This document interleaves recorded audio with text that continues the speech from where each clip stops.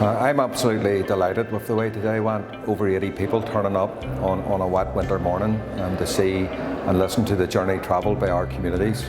To me, it is just the perfect scenario.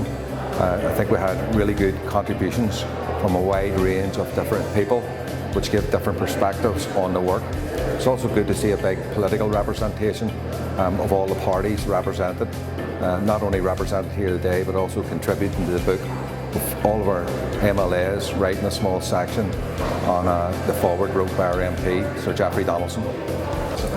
Well, it wouldn't have been the first time I'd have came to one of the events organised by the group, and in the past I attended as an audience member the group where you had former Loyalist Republican ex-prisoners, and I thought that was a really useful engagement.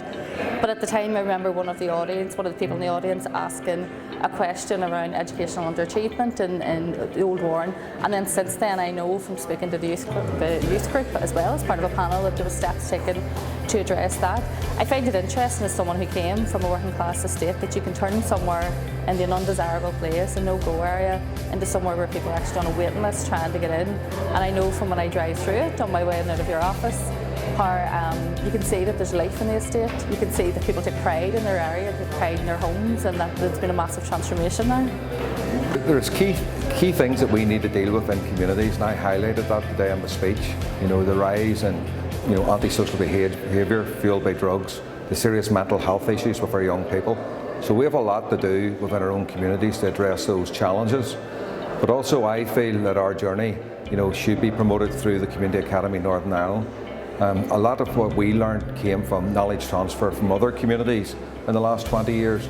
I feel we are now in a perfect position to take that knowledge and now transfer that to other communities and give something back to other communities across Northern Ireland. I think the one thing that I said when I was speaking earlier is if you don't trust someone to tell your story, tell it yourself. And so this is that. It's people telling their own story in their own words about their own journey.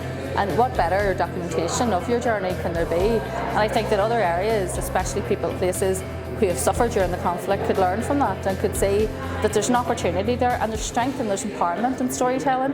And not only that'll last forever. That book will exist in generations from now, and other people will be able to go back and read about that journey and read about where their parents and their grandparents came from and how they ended up where they are now. Well, I think the Resurgam Trust do excellent work here in the Lisburn area, but also reaching out to other communities. What drew me to this was just their book in terms of this organisation telling their own story from conflict to peace. And I think that's an important aspect, I think particularly for working class communities, emerging from decades of conflict, but obviously dealing with inequality and with deprivation. And just to see the journey that this organisation has had to lift people out of poverty and to move forward.